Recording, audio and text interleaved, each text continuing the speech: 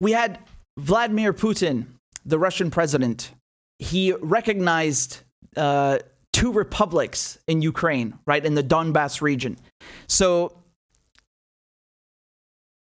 here's the statement from the Russian Foreign Ministry on recognizing the independence of the Donetsk and Luhansk People's Republics. Okay, so I'm not going to read you the entire statement, but just briefly here, they say this was the only possible solution and a challenging one, right? And that basically Putin did that because there was a resolution from the Duma, right? From the legislators, and that he did this on humanitarian grounds because there's been ethnic cleansing in these areas, which are majority, not only, but majority Russian speaking. And so Putin, he gave an enormous speech in his office, which is very different from what they were telling you, right? They were saying that there's going to be some huge invasion, and Putin is going to mobilize 190,000 troops, and he's going to take out the energy grid, and he's going to put some puppet government in Kiev, and all of these weird things, right? They had all these extreme scenarios. I wouldn't be surprised if someone accused him of that he was going to use nukes. And the invasion of Ukraine was basically just Putin sitting in his office, giving a rant for 1 hour. And he went through the whole history of it, right? He starts with Lenin, and he starts going through the entire history of Russia and Ukraine and the Soviet Union. And his point is basically that, this is Russia. And Ukraine owes its existence. It's basically, its DNA is Russian, fundamentally. Okay? And I'm just going to play you a short clip of what he was saying. Okay? В результате большевистской политики и возникла советская Украина, которую и в наши дни можно с полным основанием назвать Украина имени Владимира Ильича Ленина. Он ее автор и архитектор. Это целиком и полностью подтверждается архивными документами, включая жесткие ленинские директивы по Донбассу, которые буквально втиснули в состав Украины. А сейчас благодарные потомки посносили на Украине памятники Ленину. Это у них декоммунизация называется. Вы хотите декоммунизации? Ну что же, нас это вполне устраивает. Но не нужно, что называется, останавливаться на полпути. Мы готовы показать вам, что значит для Украины настоящая декоммунизация. So I gather the audio was a bit silent, but you could still read the subtitles. And afterwards, what Putin did is he sent in peacekeeping forces, right? And so you have various interpretations of what that means. Now, the White House waited until I think 3-4 hours ago, like from when I'm doing this live stream. So almost an entire day to call it an invasion, which, I mean, what you make up your own mind about that, because they are saying in the beginning they were saying it's not an invasion, that he's sending these peacekeepers, and then they were saying no, it is an invasion, and therefore we're going to justify these sanctions on Russia because it's an invasion. Okay, and you have everyone in the media saying that this is an invasion. The Washington Post, the New York Times.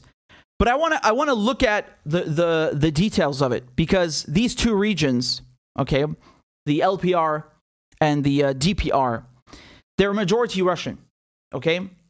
And Putin was saying that there's a genocide being committed there, and they were all laughing at this and taking it for a joke. And if you go and read the CNN, any outlet you like, they say that Putin is saying there's a genocide in the Donbass region, but he doesn't offer any evidence. So they're not taking it seriously in the Western press. And his point is that, well, the Ukrainian government has failed to implement the Minsk agreements, right, from 2014, 2015. And the idea behind the Minsk agreements was that the Ukraine has to treat these two regions as, autonomous regions. So federally speaking, they will be autonomous. And they never did that, right? So the idea is that, well, you failed. You reneged on your end. You didn't come through and do what you were supposed to. And so you're also not only abandoning your obligations under the Minsk agreement, but you're also killing the people there and committing genocide against the Russian speakers. So that's Putin's logic, okay? And then, of course, in his speech, he's saying, well, the whole thing is Russian anyway. That's his point. And I just want to explain something to you, because regardless what you think about what Putin has done under international law, and I'll get to the legalities under international law in a second. Don't you think it's extremely weird that we've been hearing for a couple of weeks, they were saying he's going to invade with these 190,000 troops. There are tanks. Every day you see a video of all these Russian tanks are amassing on the border. And they made up all these weird conspiracy theories that he's going to knock out, he's going to do some massive cyber attack. And they were saying he's going to start World War 15, right? Every single fucking day. We've been hearing Putin is going to start World War 25. It's so bad. It's the biggest conflict in Europe since World War II. Like, casually forgetting Kosovo and Yugoslavia. They've been hyping this war up, and then he's just giving a fucking rant in his office? What kind of an invasion is that? What kind of invasion is that? You were telling us it's going to be a war. It's not a war. There's no invasion. Now, under international law, what the Americans are saying, what most of the West are saying, is that Putin is violating the territorial integrity of Ukraine, and that this goes against Article 2, Chapter 4 under the UN Charter, right? Every time Israel bombs Syria, that's a violation of Article 2, Chapter 4, right? I can pull it up for you. Ironically, I was trying to pull it up for you, and then the UN website says it's broken. I was like, that's so fitting, I can read you the archived piece here. It says, all members shall refrain in their international relations from the threat or use of force against the territorial integrity or political independence of any state or in any other manner inconsistent with the purposes of the UN. When you click on it, it says that it doesn't work, which is basically what the UN is. It doesn't work. In any case, that's the argument of what Russia, like against Russia. They're saying that Putin is violating Ukraine's territory. He can't just recognize another, two countries or another country, and violate Ukraine's territory, because the UN recognizes Ukraine as a member state, and these are its internationally recognized borders, and he's playing with that. That's their argument, right? And I'll play you a speech, just a short bit of Biden speaking here and what he has to say. Yesterday, Vladimir Putin recognized two regions of Ukraine as independent states. And he bizarrely asserted that these regions are no longer part of Ukraine and their sovereign territory. To put it simply, Russia just announced that it is carving out a big chunk of Ukraine.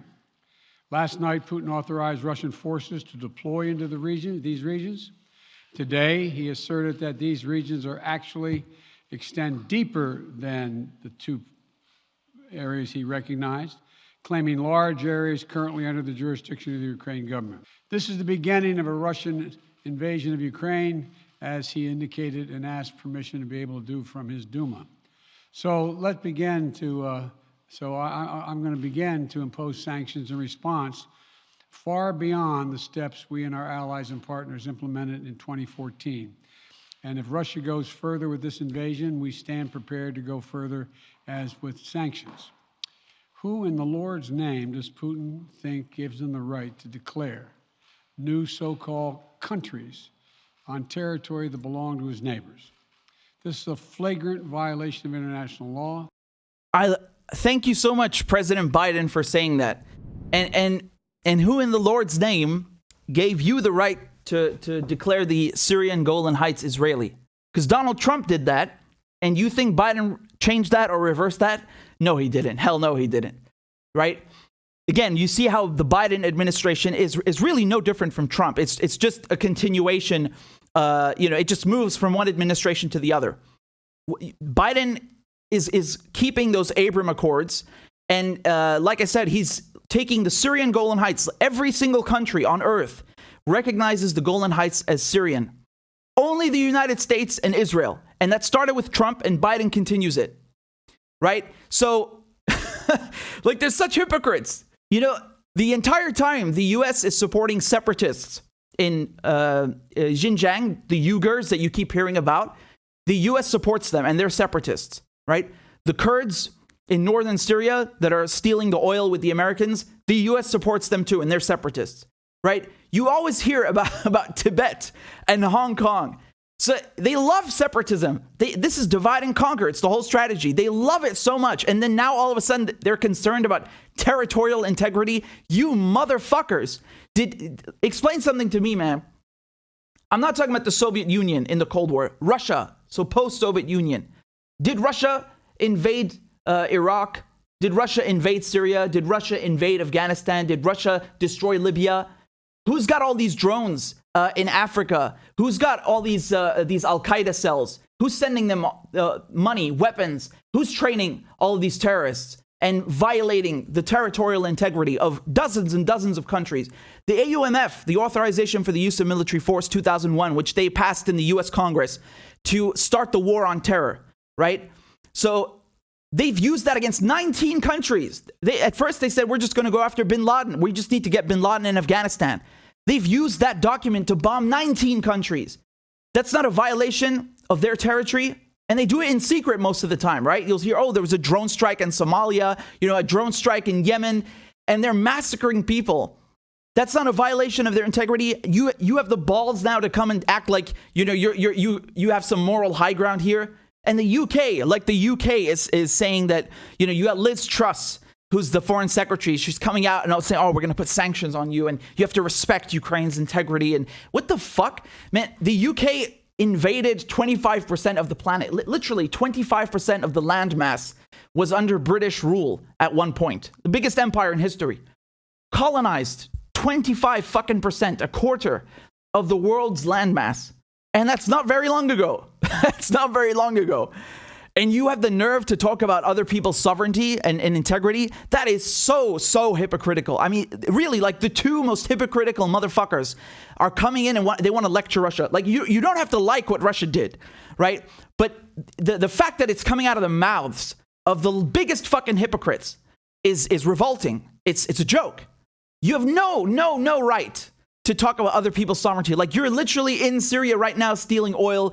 You're still in Iraq. You just changed the name from combat troops to advisors. They're still there. It's the same people, right? You just left Afghanistan, supposedly. The CIA is still there.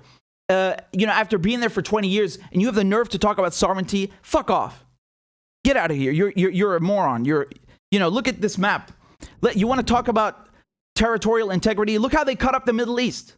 The French and the British. After World War I, 1916, Sykes-Picot, right? And they kicked out the Ottomans, and they were dividing it already. They cut up, they split it between French and British, and they shared bits of it. And to this day, you have these borders. These borders in the Middle East, Syria, Lebanon, these were not made by Lebanese or Syrians or Arabs or Palestinians.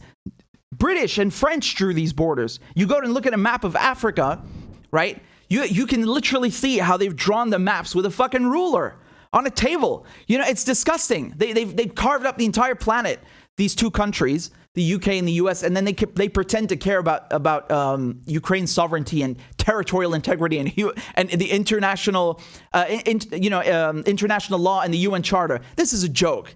Like, at least be straight up. Just say, we want to be in Ukraine so we can fuck with Russia, with NATO bases. Just be straight up. I would maybe respect you a little bit, microscopic, for just saying the truth. Don't come with this bullshit. Oh, yeah, we really care about their integrity. No, you don't. You don't care about that. You don't give a crap about that. That's a lie. That's a joke. That is a complete joke. And you can see Blinken here, the U.S. Secretary of State. Look at this tweet. He says, I spoke with the People's Republic of China State Counselor and Foreign Minister Wang Yi. I underscored the need to preserve Ukraine's sovereignty and territorial integrity. Oh, really?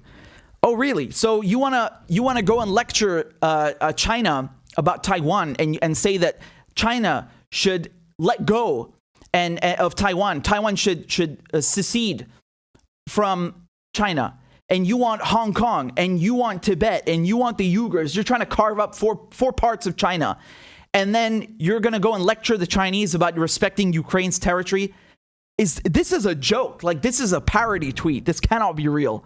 This cannot be real. Every other day you're hearing about the US lecturing China about letting separatist movements go wild. And then this is ridiculous. This is absurd. It's absolutely absurd. So one thing that I want to show you also is how they're saying that Trump is praising Putin's invasion, right? So they're saying, I don't know who this moron is. He's saying with his remarks, meaning Trump's remarks, praising Putin's invasion of Ukraine, Trump has again confirmed that there is no bottom to his treacherous conduct. All right. Any attorney, advisor, accountant who continues to assist Trump in any capacity is complicit. Trump needs to be shamed and shunned. And, I'm all for shaming Trump, but I can bet you that this person and all of these people saying these things didn't give a shit when he recognized Syria's Golan Heights as Israeli. I bet you anything you like. Anything. And over here, you'll see other comments like this. They're calling him a traitor. I mean, they're saying that Trump called Putin's invasion of Ukraine genius and very savvy, and they're calling Trump a traitor because of these comments. I mean, a traitor to whom? He's not Ukrainian. In order for him to be a traitor in this sense, he would have to be from Ukraine. Why do they act like Ukraine is the US? That doesn't even make any sense. It's like when they say Assange is a traitor. To whom?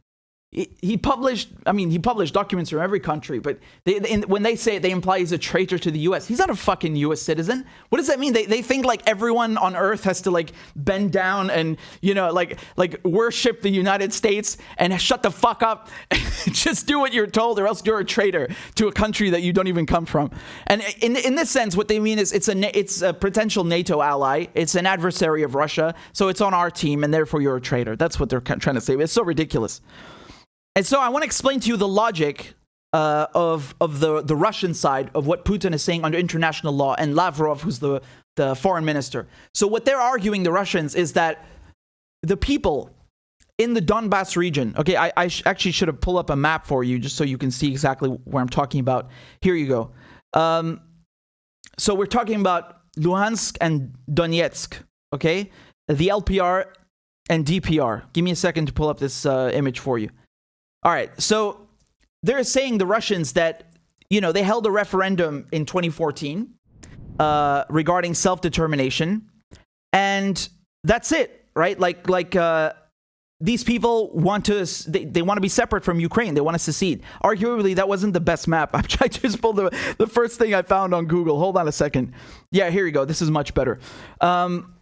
Trying to speak and explain at the same time. Here you go. So Luhansk and Donetsk. And so pay attention, because we're talking about the province, not just the provinces, but not just the cities, but the provinces. Anyway, just to go back to my point, the Russians are arguing there was a referendum in 2014, and these people in the Donbass region voted for, independence. They want to secede from Ukraine, and that therefore this is their right to self-determination under international law. So you have two conflicting arguments here about the Americans saying, well, you can't violate Ukraine's territorial integrity under Article 2, Paragraph 4 of the UN Charter. And then you have the Russians saying, well, we have to help these people because it's their right under international law. They have a right to self-determination. They don't want to be part of Ukraine. So that's their logic. And here I want to show you this clip from Lavrov, who's the Russian foreign minister. Take a look at what he's saying.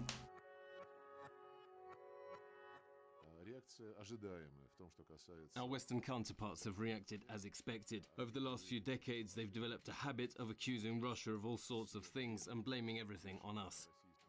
Antonio Guterres said that by recognizing the Donetsk and Lugansk People's Republics, we have violated the principles of sovereignty and territorial integrity. Our colleagues at the UN Secretariat should stick to the UN principles. If we take the principle of sovereignty and territorial integrity as enshrined in the UN Charter, the primary document that its application is based on is called the Declaration on Principles of International Law Concerning Friendly Relations and Cooperation Among States. On the principle sovereignty and territorial integrity, this declaration says it has to be observed without fault regarding all states conducting themselves in compliance with the principle of equal rights and self-determination of peoples, and thus possessed of a government representing the whole people belonging to the territory without distinction as to race, creed, or color. I do not. Right, so you see, this is the argument, again, that they're saying that the Kiev government not only failed to give these two regions autonomous status, but on top of it, they're discriminating against them because they're Russian-speaking and they've been committing genocide against them. And of course, they also point to the fact that they held a referendum and it's their right to self-determination. And he's referring to this document over here, okay? So I'm not saying, like, I'm just giving you the points of view. Okay, I haven't said anything else. I'm just telling you this is what the U.S. is saying, what the West is saying. This is what Russia's saying. So I'll just as the document he's talking about from 1970, right? He's talking about the Declaration of Principles of International Law, Friendly Relations. It's a gigantic title. I'm not going to read it to you, especially when he just mentioned it. But this is what they're saying, okay? Now, what I think is incredible is that you have this whole situation about Ukraine and Russia. They're trying to talk about it as if, you know, Putin has nothing on his mind except destroying Ukraine and absorbing it and so on. Okay, well, I would put forward to you, why didn't he do that in the last 8 years then, right? Why didn't Putin absorb? I mean, again, he didn't annex anything, but they're acting like he did. But if he's so bent, if he's so determined to just swallow Ukraine and attack its territorial integrity, why didn't he recognize these regions as independent and sovereign 8 years ago, 5 years ago, 6 years ago? And these comments where they're saying that Trump is a traitor because he thinks Putin's invasion is genius. Have you realized how full of shit these people are about this whole Russiagate thing? Because they were saying for 4 years, Donald Trump is a Kremlin asset. Donald Trump, they have a piss tape on him. They have dirty stuff on Donald Trump, and they're using him. They've captured the White House, the Russians. The Russians are controlling the White House through Trump, and he's their boy, and, you know, they have dirt on him. And yet, we have Putin taking Crimea when Obama was president, and now Putin invading, apparently, Ukraine when Biden is president. He didn't do any of that when Trump was president.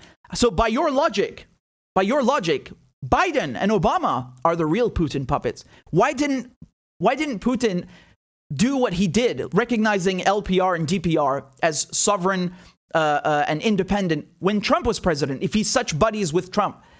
You know, this breaks their whole fucking theory. It blows it out of the water. They have no response to this because it just shows how full of shit they are. So again, that's just something I wanted to point out to you. But my point before was that why didn't Putin do that before then, if he's just after that? And do you not think that he's trying to create a buffer, right? He's trying to, he's been telling the Americans and NATO, let's please talk and make sure that you don't put Ukraine in NATO, because we already have 5 countries, 5 NATO members surrounding us. We don't want another one. And they've been telling Russia, that's a non-starter. Go screw yourself. We're not even talking about this because NATO has an open door policy. That means if you want to join NATO, you can join NATO, right? You can just apply. Of course, I mean, that doesn't mean you're always successful, but the point is it's an open door policy. And so they're telling Russia, we're not debating this with you. We're not going to forswear Ukraine joining NATO because that's our policy. And we're not changing it for you. So go screw yourself. And then the other thing that Russia is asking is not just about Ukraine's membership. They're saying, you already have Poland. I'm going to pull up the map again for you. You already have Lithuania and all of these countries that are surrounding us. Please don't put your troops in these countries because, you know, you're just threatening us. You're making us feel that our defense and our security is at risk. And this, again, what do they tell them? Screw you. This is a non-starter. We're not discussing this. We will put NATO troops. We will put NATO missile systems wherever we want. So don't you think that what Putin is doing here is trying to create leverage, right? It looks like that. That's what it looks like. He's trying to create leverage. And so in the future, again, I'm just speculating, but in the future, what you would see is that the United States would agree to they would perhaps not say it explicitly. Again, they don't want to look like they're weak and appeasing Putin. So what they will say is that they won't allow Ukraine to join NATO. And then Russia will, remove its peacekeepers, as they're being called, from the Donbass region. I think that's what might happen. I think that's what's going on. I think they're trying to create leverage because they've tried to do this diplomatically for 30 fucking years. 30 years. You have to put that into context. You can't remove that from the equation. 30 years, NATO has been expanding and encircling Russia more and more, and they've tried diplomacy and it doesn't work. So if you look at the Cuban Missile Crisis, there's a lesson in there, is that when you finally deter the Americans, it's like a bully. I know it's ironic because Biden uses this analogy with Putin, but I'm going to use it with the US and with the UK, arguably, right? You have to stand up to bullies. And I'm not saying this is, necessarily okay under international law. Again, Ukraine is a member state. It has internationally recognized borders. That's a fact, right? And I think, to be fair, if the US had done this, we wouldn't hesitate to call that an invasion. But again, the US has a long, dirty history, so I don't think it's completely comparable because we know what the US intentions are. The US doesn't, do things to create leverage for its national security. It says it's for its security, but it's actually to feed the military-industrial complex. There's a lot of corporate money involved. It's imperialism, pure and simple. But my point is that I don't think this is as clear and as they're making it out to be on the media. It's not, Putin is evil and that's why he's invading Ukraine. No, stop making a fucking mockery of the legitimate security concerns that Russia has, because otherwise no one is going to come to a solution here. You're whitewashing the entire issue. And again, it doesn't mean Russia is doing everything correct. It doesn't mean Putin is faultless. But you have to mention this and put this in context. I want to show you this tweet over here. This is from Alfred de Zayas. So he was the former UN independent expert on the promotion of democratic and equitable international order. And his tweet here, he says, the right of self-determination of the peoples of Donetsk and Lugansk takes precedence over territorial integrity. So basically, this is the Russian argument that, both of those things exist. Your borders, your territory should be respected under the UN Charter, but also under international law, self-determination must be respected. And that's the thing he's saying here. But of course, you can't speak reasonably without people going and saying, oh, you're a Russian bot. Oh, you're a Russian agent. Oh, you're a Kremlin puppet. Like, this is the sickness, the disease, and the authoritarian censorship from liberals. If you say any fucking thing that they don't like, whatever it is, they call you a Russian agent. They have this neo-McCarthyite disease that has permeated the media, academia. It's just everywhere, and it's all over society right now, especially in the US, but it's spread to Europe. Right, you have in Russia, you have in Germany and the UK, Russia every 2 seconds. Russian interference, everything they want to blame on Russia. This is stupid. You can't call yourself, mature and civilized, and then you blame all of the problems externally, especially on a conspiracy theory. I'm not even going to get into the whole Hillary story right now, but let me show you this tweet here from George Galloway. George Galloway says, they said Russia was going to invade Ukraine, occupy Kiev, install a puppet government. I'm trying to imitate George. And the US and CIA moved to Lvov and burned all their files. In fact, Russia recognized 2 breakaway provinces and sent troops. We've been told for 8 years we're already there. So he makes an excellent point. They've been saying for, since 2014, 2015 that these Russian separatists are actually Russian troops that, who've got the insignia removed, and they're just occupying the Donbass region, but covertly. And even if they are really from there, they're still controlled by Russia. That's what we've been hearing. They're saying this region has been controlled by Russia the entire time.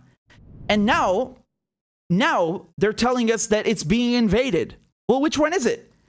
How are you invading a territory that you already controlled for 8 years? What? I've never heard something in that in my life. Are you there or are you not there? Which one is it? Has Russia been controlling eastern Ukraine for the last 8 years, or did it just invade? You can't say both. It's so ridiculous. It's so ridiculous. And Here's John Bolton, the infamous warmonger. He doesn't need any introduction. Glenn Greenwald says, so funny that MSNBC put John Bolton on, and Mitchell was horrified to hear him say that Putin got everything he wanted because of Biden, and that Biden has failed to confront Russia. Take a look at the clip. Well, I think Putin was undoubtedly waiting for a second Trump term, but he's getting effectively almost what he would have expected then. This is going to be a victory for Russia. You think that what the Biden administration is doing, rallying the NATO allies, getting, it has failed. Ambassador. The president says it has failed. Well, I think... She's speechless. She can't say anything. She's like, you can't say those things here. You can't say. Because John Bolton, he used to work for Trump, and now he's jumped on the whole neocon liberal bandwagon. Because you've been seeing you have a unison now between Democrats, between neoliberals and neocons, right? Which is, of course you would. Why wouldn't you? And John Bolton is one of them. He got fired by Trump. He doesn't like him. So to get revenge, he gets on board the whole, Trump is working with Russia and he was appeasing Russia and he's so bad. He's the worst thing that ever happened, even though I'm part of the problem. So he goes on MSNBC, that he's invited on there on liberal outlets, just like you'll see Bush and so on. And they embrace him with open arms. And he says now that he says the truth, which is, basically this is happening under Biden, not Trump. And this makes her brain explode. It makes people's brains explode because you're basically saying that, Biden is really the Putin puppet. I mean, he's not. But it's so funny that these concessions or these things that Putin has been able to get away with, like as if he's like a pet of the White House or something, like he needs permission. But the point is that they say that Trump appeased him and gave him all these concessions. Well, hold on a second. Crimea and LPR and DPR, this is happening right now. Obama and Biden. So who's the puppet? Explain that to me. Right? I just find it so incredible that they hyped up this so-called invasion. They made it sound like World War 55 was going to break out. Right? Every single day with the propaganda.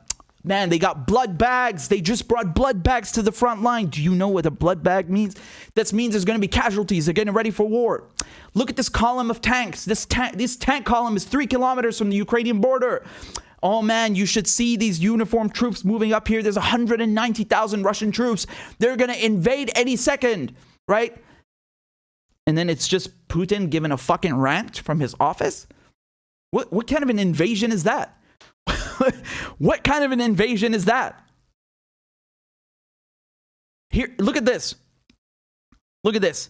Yeah, you have this clown over here, Michael McFowle, saying, International Relations 101 final exam question. If country X sends soldiers and tanks into country Y without an invitation, what is that called? What is it called, guys? What is it called? I'll tell you what it's called. It's U.S. foreign policy. That's what I said, because that's exactly what it is. Again, Russia's not faultless. The Soviet Union was not faultless. But if we're going to talk about invasions, I mean, seriously, you're just going to casually leave out that the U.S. has not only invaded more countries, especially in recent times, but is still there, is still occupying them? I haven't forgot that you're in Syria, right? I'm pretty sure Iraqis haven't forgot that you're in Iraq. You're still there, even though you call yourself something else. Latin America, don't even get me started on Latin America, man. Do you know how many countries they've couped and invaded there? Jesus Christ. Guatemala, Grenada, we got Bolivia, had 2 coups. Venezuela under embargo. I mean, there are countries that have had 2 invasions, 2 coups in Latin America. They've done the whole continent and Central America. So you want to come here and talk about territorial integrity? Look at your own track record worldwide. Latin America, Africa, the Middle East, Asia, all over the place. All over the place. And this whole fucking issue is once again because of NATO expansion, because they want to come in and make sure that Russia is encircled. NATO has no reason to exist. NATO has no reason to exist. The entire purpose of NATO was, let's counter the Soviet Union, the Soviet threat. There is no Soviet threat. The Soviet Union is gone. The Warsaw Pact is gone. It doesn't fucking exist. So But not only do they keep NATO, they keep expanding it. And again, what I think is happening here is Putin is creating leverage because diplomacy is not working with the US. They've tried approaching the Americans for 30 years and saying, you need to hold up your end of the deal. You said no more expansion. You told us that in 1990 at the 2+4. You lied. You keep expanding, and now you want to add Ukraine as well. This is a double standard of epic proportions, of the highest order, incalculable proportions of hypocrisy. I mean, just imagine if Russia was doing this with Mexico. Just fucking imagine. The US would have invaded with full force, and you know that. You fucking know that. And so, that doesn't excuse everything Russia's doing, but don't put it out of context. Don't take it out of context. Because when a country has legitimate security concerns, and especially these concerns have been ignored and violated for decades and decades and decades, it builds up and you get to this point. So I think what's going to happen is that they are going to, again, I'm just speculating, but I think it will end up being that Russia will agree to, completely leave with its peacekeepers, as they're being called, and the whole issue in Ukraine will end if the U.S. and NATO forswear membership for Ukraine. Like it's finished. You already have 5 countries around Russia. How many more do you need? Come on. They don't even need to be there. And NATO, if you ask me, NATO is a racket.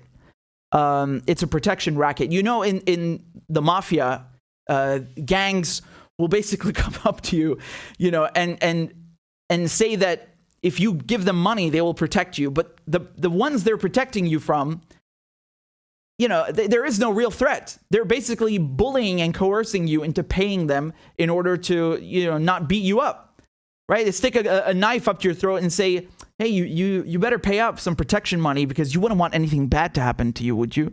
That's what NATO is. It's a protection racket. And so they basically force all of these countries in Europe to pay money for shit they don't need. I can assure you one thing. Most Europeans do not want to go to war over Ukraine. Actually, most people, I'm pretty sure most Americans also do not want to go to war over Ukraine. I think most Americans don't even know where Ukraine is on a map, But the media come in and they brainwash you and they program you and condition you every single fucking day to support wars in places you don't even know or care about. And they make you hate people that you don't even know and otherwise probably wouldn't have cared about, right? So this negative conditioning, it leads to a situation where you have countries that are part of a military alliance that they shouldn't really be a part of in the first place because NATO said it would not expand past Germany. It did that, obviously. And most importantly, they're not getting anything out of this. Germany has the most NATO troops, most U.S. troops in all of Europe, right? They have 38,000 U.S. troops in Germany.